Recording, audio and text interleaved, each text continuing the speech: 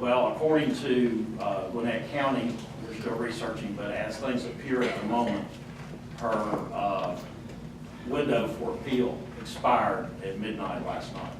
So that would relinquish Mike Grass from alderman. We currently do not have an alderman. Unless something changes with that situation, we'll have to have a special election, and we are internally working on the timetable for that, so we will advise you as soon as we get resolution of that situation. So with that being said, we only have one item tonight, that's an audit report presentation, and so I'll open the floor up for questions on agenda items. That would be the only thing for questions to be the audit. George? Yeah, I was going to ask Todd. Ask council. Okay. What are recycled teenagers? I'll have to ask Todd. Does that mean you can recycle us back to those years? I can try.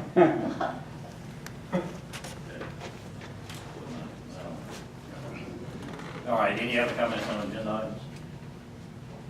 All right, there being none, we'll have a formal discussion of our agenda tonight. And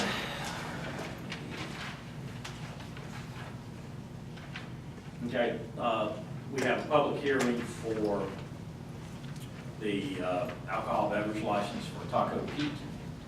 I think there was a question about signature. That signature has been garnered, and the packets we have with us tonight don't have that signature, but Crystal assures me that the document has been signed in the appropriate place by the applicant. Does anyone have any questions on that application? Okay. Next item would be the film ordinance. Adrian would like to see us hold that until mid-month. She's not happy with some of the language, is that correct? That's correct. Okay.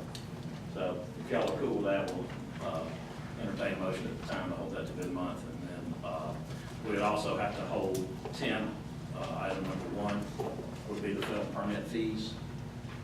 So, any questions for Adrian? As to Adrian, do you know if we have a portfolio for all film ready already in place? Do we have, I'm sorry? A portfolio of film locations? No, we do not. Okay. We do not. different people want different things. I had a filmmaker come in, I met with, like 10 days ago, and she wanted to film a soup kitchen scene. And so I took her to the Baptist church kitchen and to the Methodist church kitchen to show them, because that's the kind of setting. I just think that if we had like a preliminary portfolio of different types of, i.e. the church, the Baptist church, that it will help a lot of filmmakers, such as chaplains, drugs, all those types of things there. I think it would be beneficial. I know East Point has one with a portfolio that they normally use for primary scenes. So if we can look at doing something like that, I think it'll work well for us. And after the meeting, I can forward you the contact information. He's an East Point resident, and he works for the Georgia Department of Economic Development as their film coordinator. But he was specifically saying there's a few websites that directors on the West Coast are looking at when they look at Hapeville. And amidst talking to him, he said he only saw 5 pictures in Hapeville. And then there's like 800 in East Point. So the good thing about that is I think with some of our partners, maybe like the DMO, they might be able to provide services to take an excellent slew of photographs for those portfolios.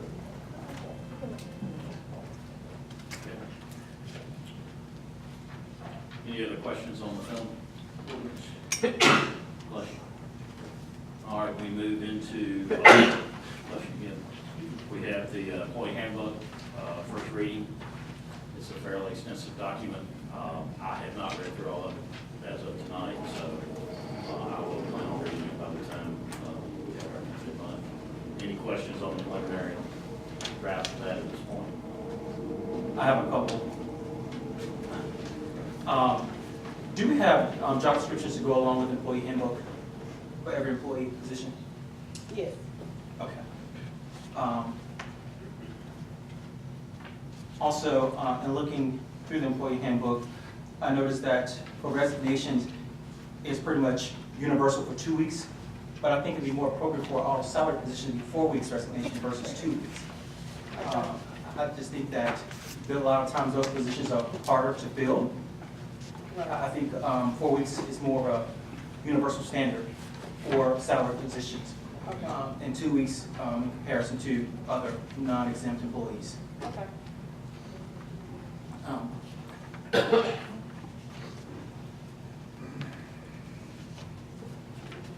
Have we thought about the city's ability to continue financing short-term disability versus outsourcing it to like Aflac or something like that?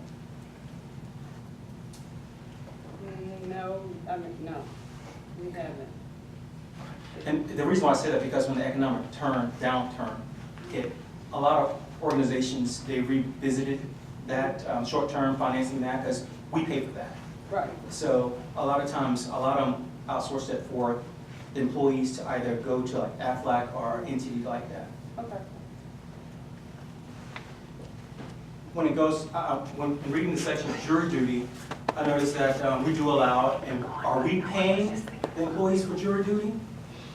Well, excuse me, we just allow them to get paid like their regular rate, yes. And the reason why I asked that question is because they get paid for jury duty. So what do they do with that money that they get paid for jury duty? Do they get paid for the jury duty from that particular municipality in addition to us paying as well? Yes. The jury duty is just their, I mean, it's their civil duty, so yes, we just pay them and then they, It'd be my recommendation that we make it an option, that either they keep that day of pay for that municipality that they're going to serve jury duty for, or either they take their regular rate. so you would rather for them to turn in the check to the city? Yes, Okay. exactly. What do we gain from that? It's the fact that it's like they're getting double paid. They're getting paid for the municipality that they're serving for, as well as the hourly salary from the city. If you look at businesses, Mhm. this is the way it's handled. So if you can go through GMA and look at how they pretty much do it, other entities to see. But my recommendation is that we give them an option, either keep that day of pay for jury duty, or we pay them their normal hourly rate. Okay.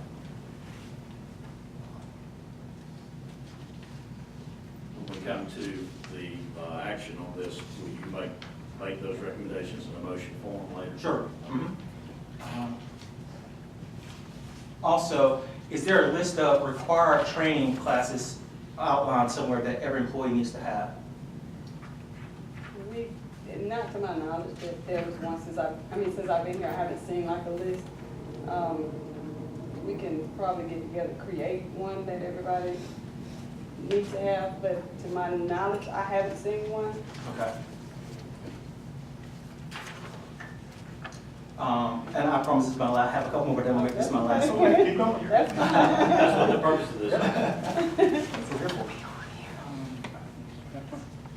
Bereavement. I noticed also through the parents' book that we are offering a week's pay of bereavement for all employees. For those individuals, I mean, I guess for. To benefit mother, father, employees.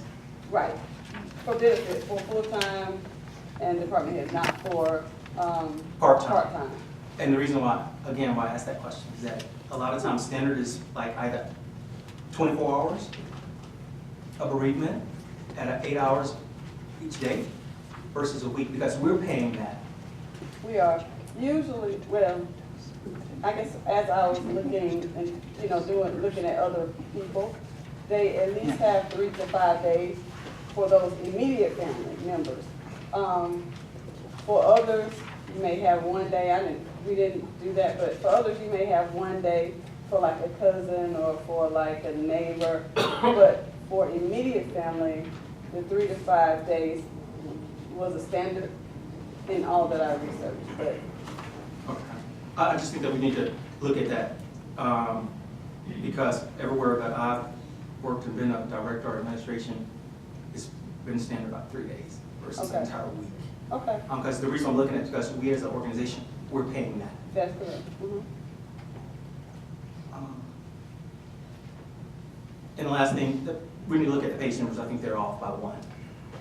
The what now? The page numbers are Oh. off by 1. They probably are, Yeah. because I had to take something away. They probably are. I'm gonna go back and make sure of that. Go ahead, Travis. I did have more, but go ahead. You're right. I'll jump in and then you jump back.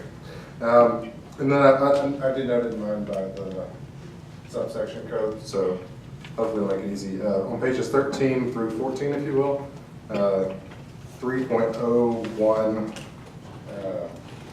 I don't really know what you call it, like a squiggly line? Well, those codes that are in the parentheses, that's what the old handbook said, so Right. I just kind of Sure. put them together, so we're gonna take those out. Okay, well, 111, vacant positions, where it says and external vacancies.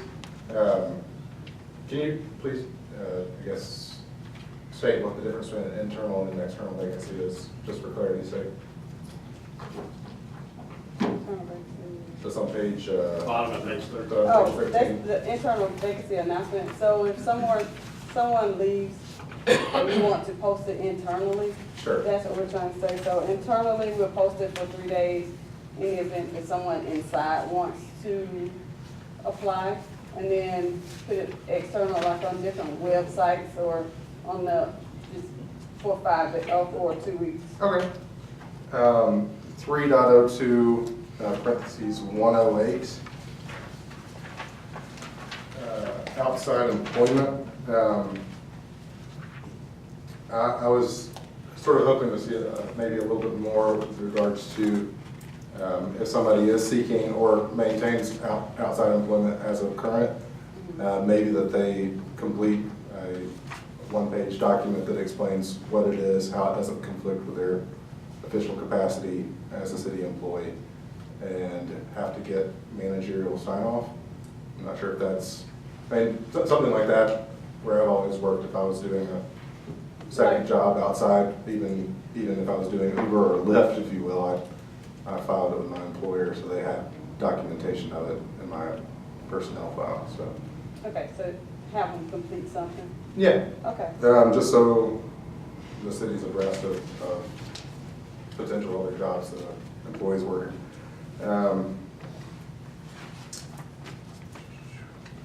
6.04, pardon, 306. This is with regards to the sick leave. And I'm happy to see that the fire department has an increase in hour. I just wanted to ask, why is that not the same across HPD and HFD? Why is that not sort of a co-equal in the realm of public safety? Okay, where are you looking? It's the center of page 30, 6.04, 306, sick leave benefits. I'm not sure if that's like a sort of statutory, I just want to understand what the discrepancy is on the red lined area of page 30. Why does fire department have more than, says police department, since they're both in harm's way? The sick time for a regular hour employee adds up to 6 months of time off. If you gave that amount of time to a firefighter, it would cut it in half, because firefighters work 24 hours. Okay, So they work like 3 days to one okay, of the average person. That's why when they get 4 hours of sick time, the firefighters would get more. so it's a matter of shift. Yeah, it's a matter because it's shift. Yeah.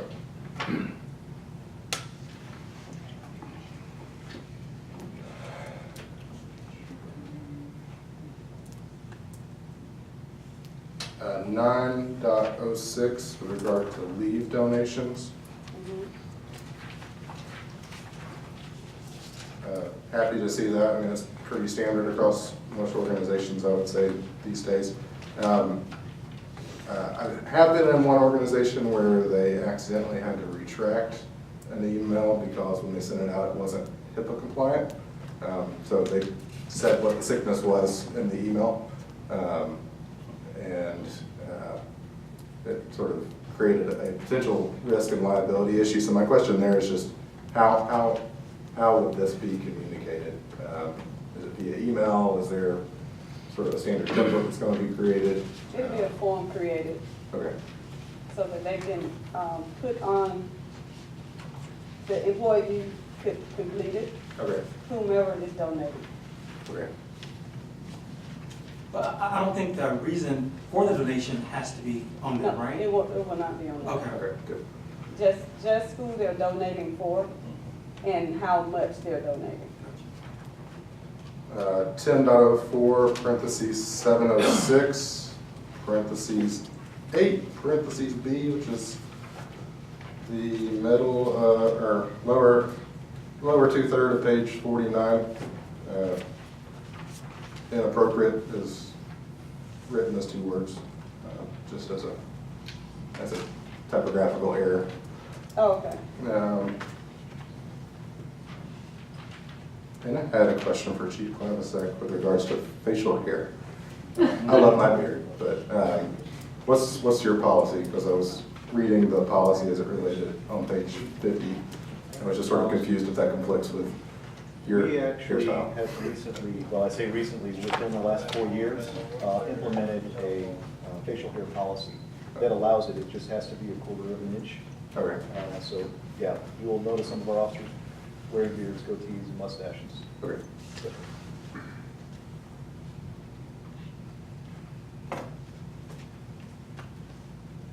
And 1402, with regards to cell phones and city vehicles, just wanted to cite that there was a law passed by both chambers of the General Assembly in this session, and it's sort of widely expected to be signed into law by the end of the fiscal year. And so maybe just, if this is the first reading and it gets signed before the second reading, just striking that and saying, focus on whatever OCGA is for the cell phone use in the driver's seat. So Okay. that's it. Go ahead, Mark.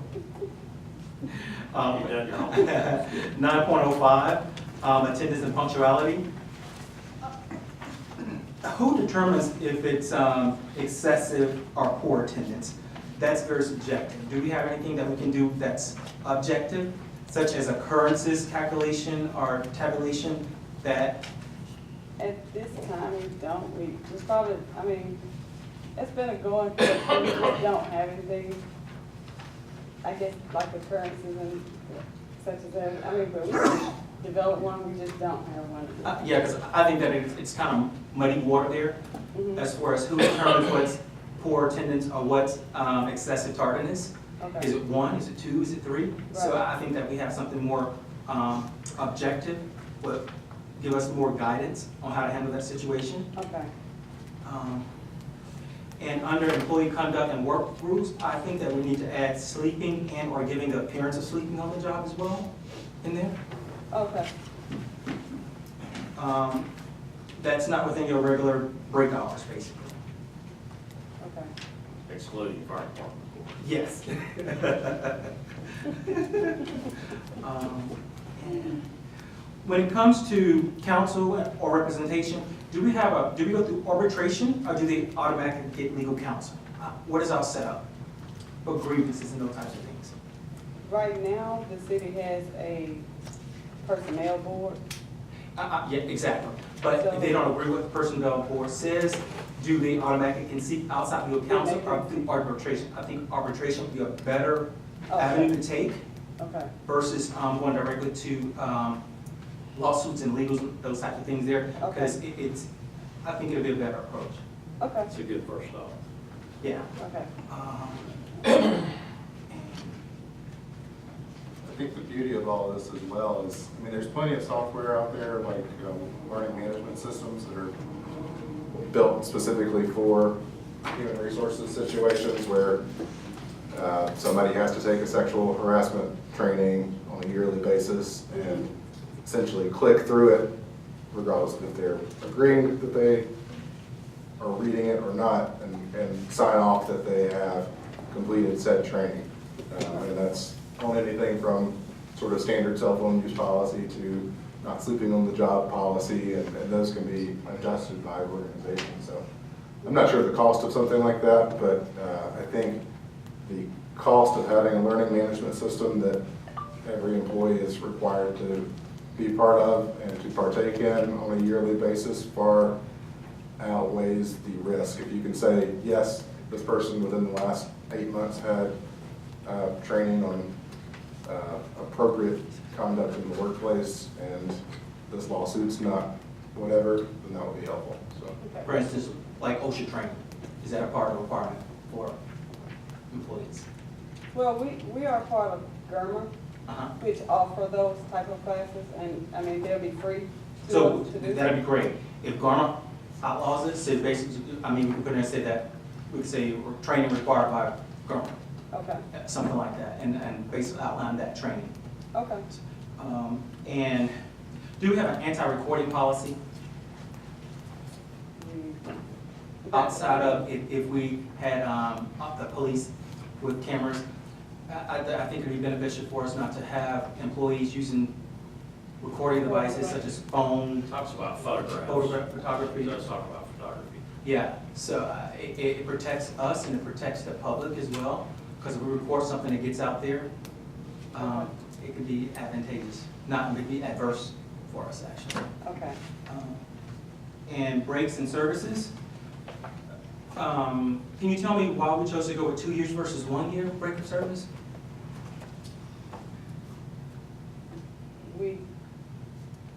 No special reason. Can we really look at that? I think that if a person has been gone from a job for 12 months, I think a lot has changed within that part, within that parameters versus 24. And I think that it should really start all over after 12 months. Oh, 12 months. After 12 months versus 24.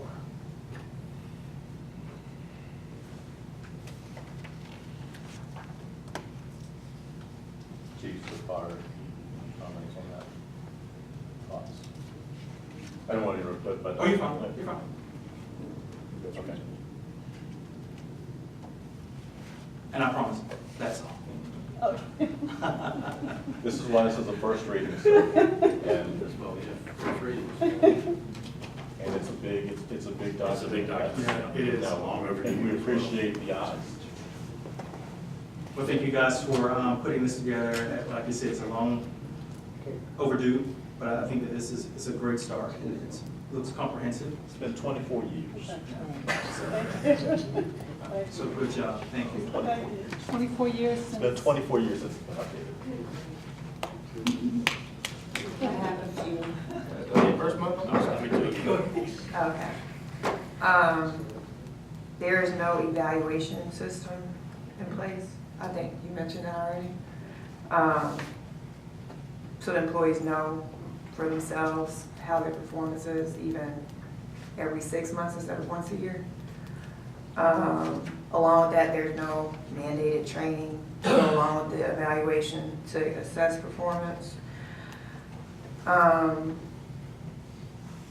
And maybe this is just because of my field, I don't see, PTO and sick leave seems excessive when you already have 12 days off for holidays. Maybe that's just me.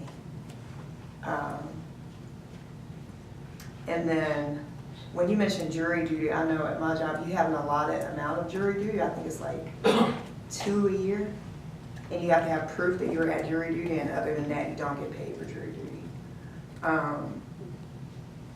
And then since there aren't, to me, some of the benefits seem excessive. In my profession, I would love to have some of these benefits. But because of the lack of job descriptions and pay grades, are the benefits to seem more competitive? Is the only question I would ask. We had a pay grade study done a couple of years back. That's the problem with those. They have to be done regularly to keep up with what the market issues are. And then the last thing, I know I get a handbook every year. It's very good. So, and maybe have something where employees that goes along with the evaluation, if they violate something that's in the handbook, where they sign off, I received my 2018, 2019 handbook. In case of violation of any policies within. And that was all y'all covered everything very thoroughly. Sometimes what I've seen as well is like in the index section of it, have a line next to each subsection that basically just requires an initial. So that, I mean, somebody might pencil whip it, but again, it's still, you have in that carbon copy. So like if this is printed out in a bound fashion, the first 3 pages is the white, the pink, and the yellow, and that the city retains 2 of those, I guess, so. Okay. But I do agree with Councilman Alexander. Sick leave and PTO, yeah, we need to really truly look at that. Okay. Okay. Right, it's vacation time, not PTO. All right, anything else on the employee handbook? All right. Arbor Day resolutions, pretty good. We have the LCI study grant contract. Any questions on that?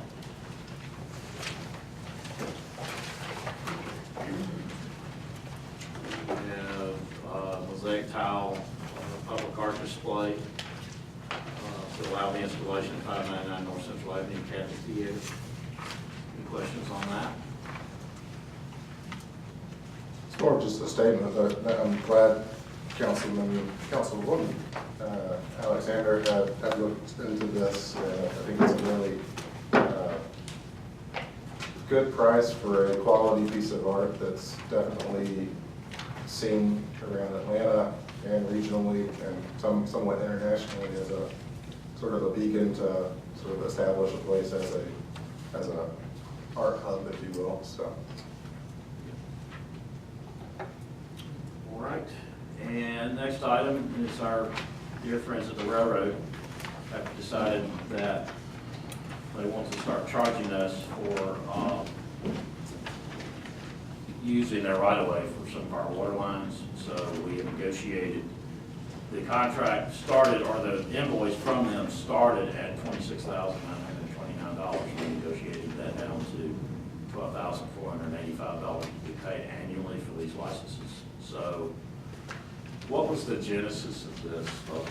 I mean, this thing that come out of nowhere. And it did come out of nowhere. Yeah. Was it possibly them removing the rail line that they started digging through the paperwork, maybe? Maybe, but Maybe. that's possible. But I mean, they've been good to work with. They've given us, easements to maintain the rail corridors and whatnot, so. I guess they make money off of fiber being laid there too, so they figured if they're charging for that, they should They charge were doing it us. statewide too. We contacted those cities. Okay, so it's not just us. GMA, we talked with them Right. statewide. Oh, well, I don't know that we got much of a choice. This is just more of a technicality possibly from 1946, but they didn't have their notary seal on the bottom of the agreement. I'm wondering if that invalidates the original agreement, if it's worth even being a legal sort of Technicality. petty. But it's on the document that looks like that. That's before the second late notice, it's $4,144 on the backside. Or could the seal be there and it's more of an emboss? Well, the embossed seals on the other photocopies appeared. Okay. So, not that I think we're I don't think that's gonna relieve us of our obligations. just, But they could be paying charges $26,000 a year. maybe Yeah, so. sure. Thought I'd just bring it up to see what y'all thought. All right, any other questions or comments on that item? All right, then our next item is the RDJE Incorporated, the amount of $29,823 for the emergency sewer repair at 3409 Dogwood. We've got some lovely photographs of that in our packet tonight. So, any questions on that item?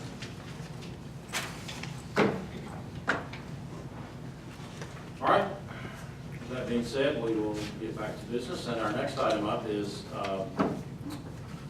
we don't have any old business. Under new business, we have tonight with us Doug Moses and Josh Carroll from Malden and Jenkins. As many of you are aware, we switched audit firms this year to Malden and Jenkins. So tonight is their first report. Their written report, you said earlier, would be available in the week. Okay. So if you gentlemen will come forward to the podium.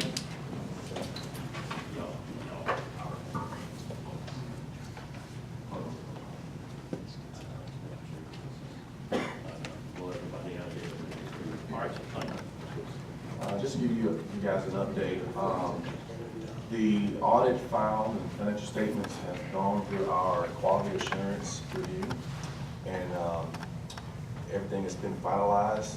Turned things over to our central office this morning, and so they're going through and doing the proofing and processing. And so we should have soft copies available by this Friday to management, and then we'll deliver hard copies sometime next week.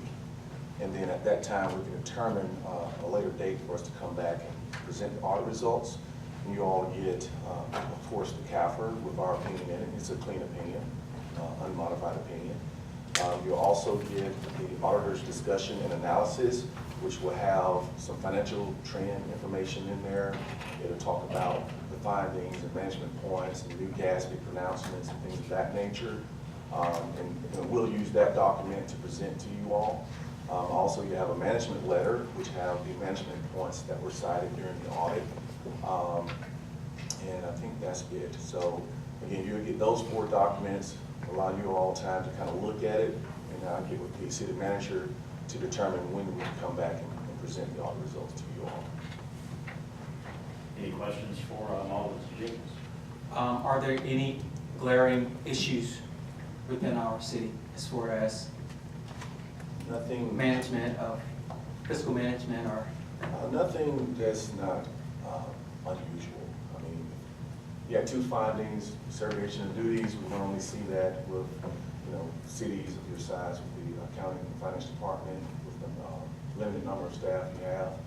We did have a year-end closeout procedures finding due to adjustments that we had to propose, and that's nothing unusual. A lot of times when we come in as new auditors, we have different set of eyes looking at things, different audit methodologies, things of that nature. So a lot of times we do come in and find issues with things being reported, and we make adjustments to correct those balances, and we've done that. But nothing to warrant, like, we didn't see anything with embezzlement or misappropriation of assets, anything like that. So no fraud, we weren't aware of any fraud or anything of that nature. Any other questions for Mr. Moses? Thank you, sir. I will be back. We look forward to getting the written report. All right, city manager report, Tim. At 7 o'clock, I'll actually go into more detail, but we do have Fiesta del Cinco coming up this Saturday. We also have water department. We've got fire hydrant flushing and testing over the